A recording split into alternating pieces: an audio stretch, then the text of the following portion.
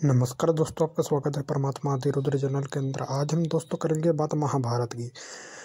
तो दोस्तों, महाभारत के अंदर भगवान श्री कृष्ण और श्री पांडवों भगवान से कृष्ण और पांडव का क्या लेन देना है भगवान नरसिंह से और भगवान भद्रचंड से। तो दोस्तों, हमने ये तो कथा सुनी है, भगवान नरसिंह के क्रोध को शांत करने के लिए भगवान भद्रचंड का प्रकट्य हुआ। भगवान श्री कृष्ण ने भगवान नरसिंह और भगवान भद्रचंड की आराधना करी थी पांडवों के संग, और भगवान ने काशी में काल भैरव की आराधना करी थी, और भगवान ने वीरभद्र भगवान और श्री माता काली की आराधना करी थी। और पांडव काल में दिल्ली के अंदर किलकारी भैरव हैं, जिनको भगवान श्री चंड भैरव भी कहते हैं। तो दोस्तों, महाभारत के 1,00,000 करोड़ भागों में तंत्र का जिक्र आया है। तंत्र में देवी तंत्र, शाक्त और वैष्णव तंत्र का भी जिक्र आया है महाभारत के अंदर। तो दोस्तों, भगवान श्री वेंकटेश्वर श्री भगवान विष्णु के ही अवतार हैं भगवान श्री कृष्ण और बलराम। तो दोस्तों,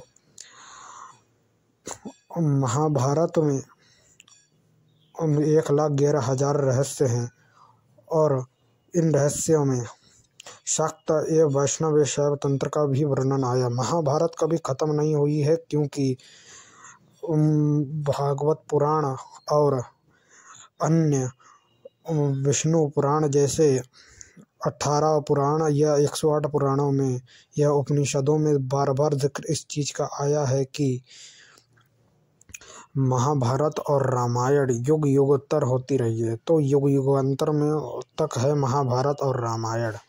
भगवान विष्णु की अनंत लीला है महाभारत और रामायण।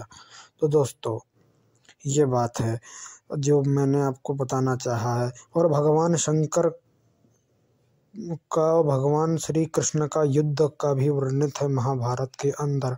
भगवान शंभु और भगवान श्री कृष्ण भगवान कभी जन्म नहीं लेते, भगवान हमेशा प्रकट होते हैं, क्योंकि भागवत के पहले प्रसंग में कहा गया चतुर्भुजंगम विष्णुस्य रूपाणाम चतुर्भुजंग श्री कृष्णायश्चम कृष्णम यदम बालारोपणम। जैसे हम पढ़ते हैं रामायण के अंदर, प्रकटी कृपाला दीन दयाला करो कृपा जब तारी जय ससुलीला अति प्रिय सुंदर अनुज रूपा माता पुनि बोली सोमति डोली तहु ताती रूपा जय ससुलीला अति प्रिय शीला सुंदर अनुज रूपा प्रभु मुस्काना रोदन टाना कहूँ ताती जस रूपा। भगवान ने बालक का रूप धारण किया। ये रामचरितमानस के अंदर तुलसी ने अपनी तरीके से लिखा, वाल्मीकि जी ने अपनी तरीके से वर्णित दिया है। तो दोस्तों, हमें जानना चाहिए कि महाभारत में और रामायण का क्या लेन देना है आपस में। जब महाभारत हो रही थी तब श्रीलंका के अंदर विभीषण जी राज्य कर रहे थे। इसका जिक्र महाभारत के अंदर कई बार आ चुका है। राम और श्री जामवंत जी युग युगांतर जीवित हैं, इसका भी वर्णन हमें मिला है। तो महाभारत के अंदर कुछ ऐसे रहस्य हैं जो हम जानते हैं। नैमिषारण्य के अंदर पांडव किला है, जहाँ पर पांडव वनवास के दौरान रुके थे, और दिल्ली में पांडवों ने भगवान भैरव और माता काली का आराधन किया था। भगवान काल रुद्र का आराधन भी किया था, तो उनका भी मंदिर वहाँ पे बना हुआ है। तो दोस्तों, हम सब जानते हैं काल रुद्र और माता काली शक्ति का पांडवों ने आराधन किया था, और भगवान भैरव भैरवी का। तो दोस्तों, पांडवों ने भगवान विष्णु का एकादशी व्रत भी रहा था। ये सब महाभारत में अंकित है एक एक पर्व के अंदर। और भागवत महापुराण के अंदर भगवान श्री कृष्ण जब महाभारत के युद्ध के लिए जाते हैं, तो भागवत महापुराण में संक्षेप में बताया गया है महाभारत के युद्ध के ऊपर। भगवान विष्णु की अनंत लीलाओं से भरा है महाभारत।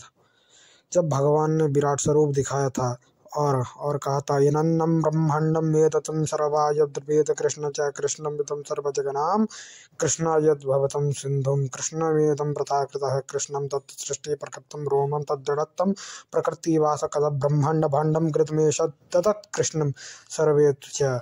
कृष्ण ही भगवान ने कहा, देखो मेरे अंदर सर्वत्र रोम रोम में अंदर वृक्ष है, और मेरा विराट स्वरूप देखो, 1000 मुख है मेरे विराट स्वरूप में। और दोस्तों भगवान विष्णु का यह विराट स्वरूप है, जबकि भगवान श्री कृष्ण में भगवत गीता में जोड़ा गया, परंतु हमसे भगवत गीता नहीं विष्णु गीता को भगवान कहते हैं भगवत गीता के अंदर, मैं आजन्मा हूँ, आजन्म में सम तथा अर्जुन हम आजन्म कृतम कृष्ण, कहते हैं मैं आजन्मा हूँ, मेरा जन्म नहीं होता है। तो वही बात रामायण और भागवत में भी कही गई है। भगवान आजन्मे हैं, भगवान कभी जन्म नहीं लेते, भगवान प्रकट होते हैं जब लीला करने को होते हैं। वही बात दोस्तों मेरा कहना है। तो महाभारत और रामायण इस चीज़ का साक्ष्य हैं। भगवान शिव का भी कई बार प्रसंग है महाभारत के अंदर। नमस्कार दोस्तों, आपको जाना